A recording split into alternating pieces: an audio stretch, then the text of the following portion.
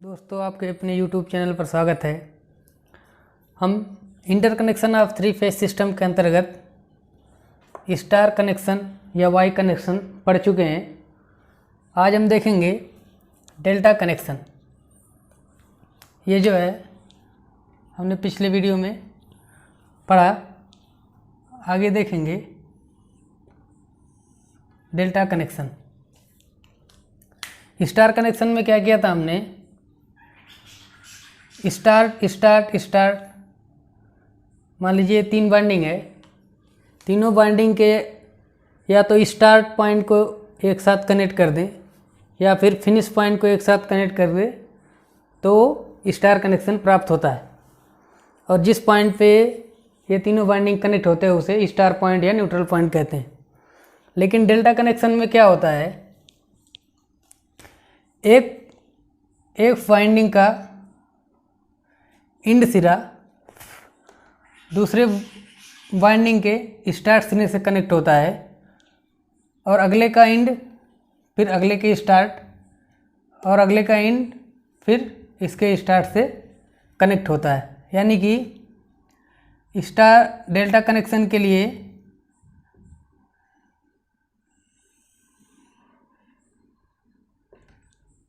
A2 यहाँ पे भी समझ सकते, A1 A2 B1 B2 C1 C2 अगर हम इस तरह से कनेक्ट करें तो A2 जो है वो B1 से कनेक्ट होगा, यानी कि A2 B1 से कनेक्ट होगा, B2 C1 से कनेक्ट होगा, यानी B2 का फिनिश पॉइंट और C1 का स्टार्ट पॉइंट। सेम C2 यानी कि इसका फिनिश पॉइंट इसके स्टार्ट पॉइंट से कनेक्ट होगा। ये हमारा हो गया डेल्टा कनेक्शन। यानी एक बाइंडिंग का फिनिश पॉइंट दूसरे का स्टार्ट पॉइंट, उसका फिनिश पॉइंट अगले का स्टार्ट पॉइंट, इसका फिनिश पॉइंट नेक्स्ट का स्टार्ट पॉइंट से कनेक्ट कर दिया तो ये डेल्टा कनेक्शन प्राप्त होता है। इसको डेल्टा कनेक्शन क्यों कहते हैं, क्योंकि ये जो कनेक्शन है डेल्टा कनेक्शन, ये ग्रीक लेटर डेल्टा से मैच करता है।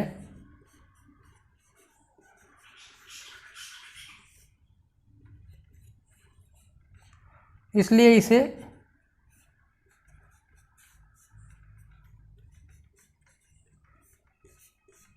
डेल्टा या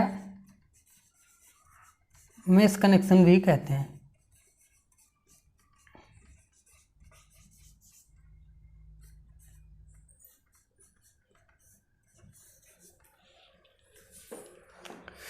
अब आगे देखेंगे, हमने A1 A2 B1 B2 C1 C2 इसको डेल्टा कनेक्टेड कर दिया, यानी कि एक का स्टार्ट पॉइंट अगले का फिनिश पॉइंट, फिर A1 A2 से A2 जो है फिनिश पॉइंट, B1 B2 से B1 स्टार्ट पॉइंट, इस तरह से हमने डेल्टा कनेक्शन प्राप्त कर लिया।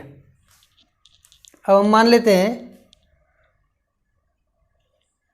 ये A1 और C2 से पॉइंट से जो निकली है उसे L1 लाइन, जिसे हम I1 मान लीजिए A1 A2 में बहने वाली धारा IR, C1 C2 में बहने वाली IB, B2 B1 या B1 B2 में बहने वाली IY धारा है, तो हम लाइन 1 में करंट निकालेंगे I1 = IR माइनस IB हो जाएगा, जिसे हम R फेज से दिखा सकते हैं। और दूसरे पॉइंट A2 B1 से जो पॉइंट निकला है कनेक्टर कनेक्शन पॉइंट, उसे Y फेज माने, और B2 C1 कनेक्टेड पॉइंट से जो पॉइंट निकला उसे हम B फेज माने, और R1 को L1 लाइन 1, Y फेज को लाइन 2, B फेज को लाइन 3 मान के चलेंगे। तो लाइन 1 में बहने वाली धारा जो होगी इस पॉइंट पे IR माइनस IB, यानी कि I1 = IR minus IB। Same इसी तरह लाइन 2 में बहने वाली धारा I2 equal to IY minus IR। Same इसी तरह लाइन 3 में बहने वाली धारा यानी बी फेज में बहने वाली धारा जो होगी वो IB माइनस IY से हम दिखा सकते हैं। और मान लीजिए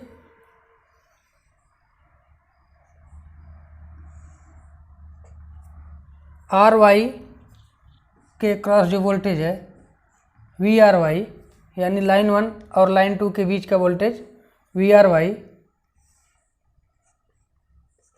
लाइन 2 और लाइन 3 के बीच का voltage VYB,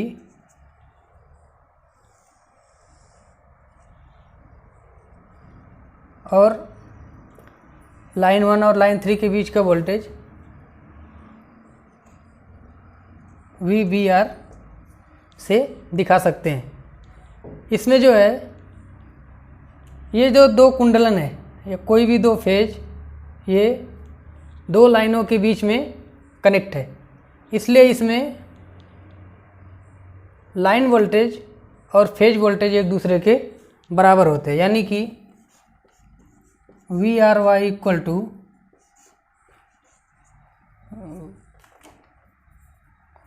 VYB equal to VB और equal to VL equal to VPH। ये किस कंडीशन में है?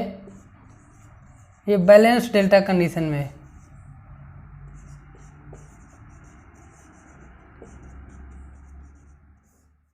फेज धारा और लाइन धारा में संबंध।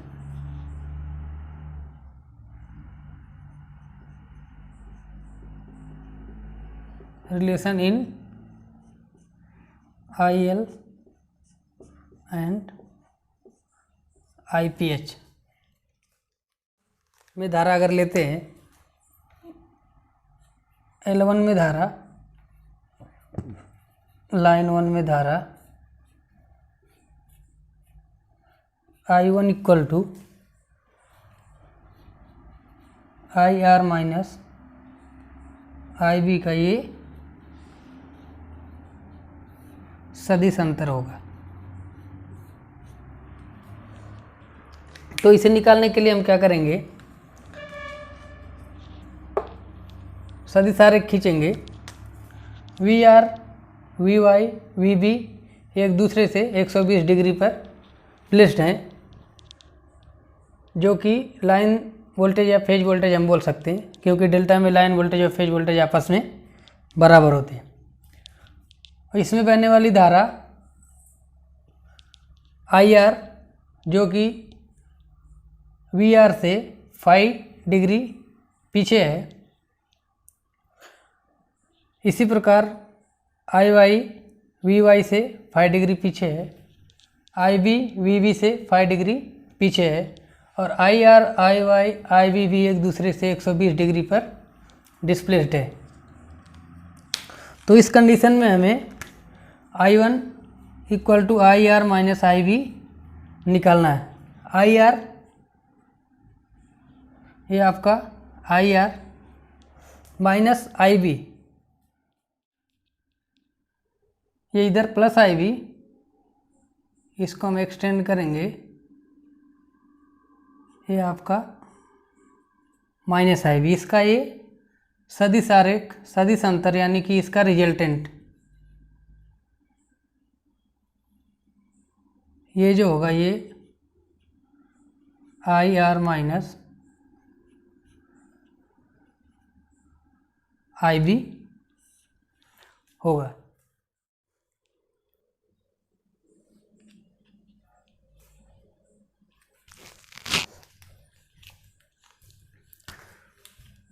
लाइन L1 में धारा IR माइनस IB, जिसको कि हमने IR minus IB IR plus direction में और IB का इधर माइनस IB करके हमने रिजल्टेंट प्राप्त किया। और इसके बीच का जो एंगल है माइनस IB और IR के बीच का एंगल 60 डिग्री, वो ऐसा निकाल सकते हैं हम समझ लीजिए आई आर और माइनस आई आर, ये इसके बीच का जो एंगल है 180 डिग्री है, और आई वाई और आई आर के बीच का जो एंगल है वो 120 डिग्री है। तो ये यहाँ से 120 डिग्री और ये यहाँ से लेकर यहाँ तक 180 डिग्री, तो इतना वैल्यू क्या हो जाएगा, 180 माइनस 120 इक्वल टू 60 डिग्री। इसी तरह से हम सब में ज्ञात कर सकते हैं। और ये 60 डिग्री दो हिस्सों में डिवाइड है, 30 डिग्री और 30 डिग्री यहाँ पे दिखा सकते हैं। तो इस धारा का लाइन धारा IL1 हम निकाल सकते I R minus I B का सदिश अंतर। तो ये हो जाएगा under root I R square plus I B square plus I R I B into cos 60 degree. वो बैलेंस कंडीशन में, इस कंडीशन में क्या होगा, फेज धारा I R equal to I B equal to I Y equal to I P H. तो यहाँ से हम आई आर और आई बी की जगह आई पी एच रख देंगे, तो ये हमें प्राप्त हो जाएगा under 3 I P H square या under root 3 into I P H. यानी कि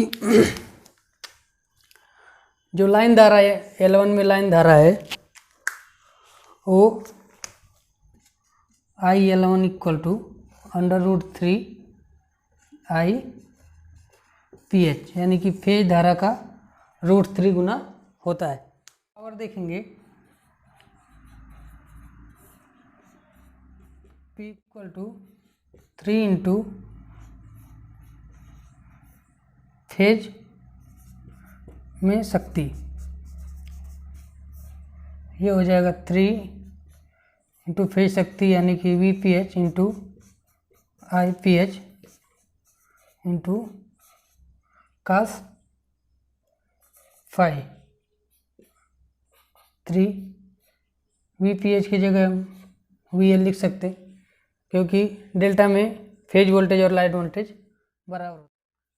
आई एल बाई रूट 3, यहाँ से आई पी एच निकालेंगे अगर, तो आई एल अपन रूट 3, तो ये वैल्यू यहाँ रख देंगे। रूट 3 से 3 कटेगा तो रूट 3 आ जाएगा इक्वल टू कास 5, यानी कि P equal to root 3 V L I L cos 5। यहाँ पे जो फाई है, फाई ये फेज वोल्टेज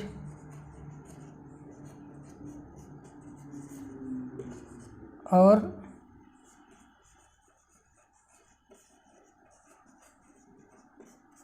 फेज करंट, यानी कि फेज वोल्टेज और फेज करंट के बीच का एंगल फाई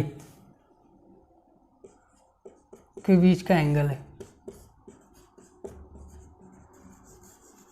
ना कि लाइन वोल्टेज और लाइन करंट के बीच का एंगल। यानी कि फाई जो है फेज करंट और फेज वोल्टेज के बीच का एंगल है। यहाँ से हम देखेंगे वेक्टर डायग्राम से, जो फेज धारा है, डेल्टा कलेक्शन में हमने आज क्या सीखा,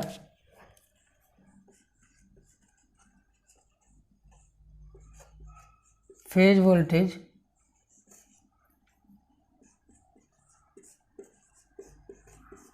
एक दूसरे से 120 डिग्री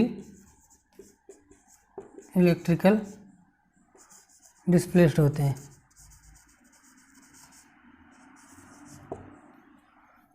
फेज धारा और फेज वोल्टेज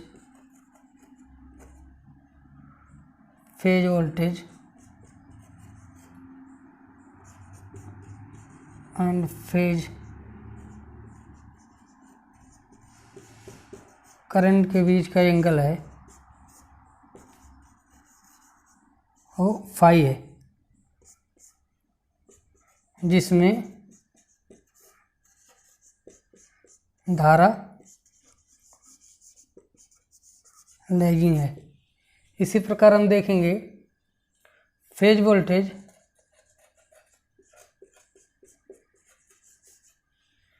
और लाइन करंट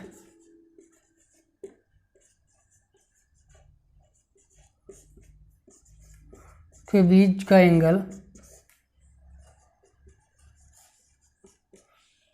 ये 30+5,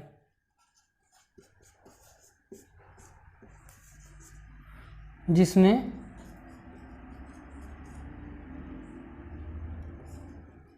लाइन करंट लैगिंग है यानी पश्चगामी है।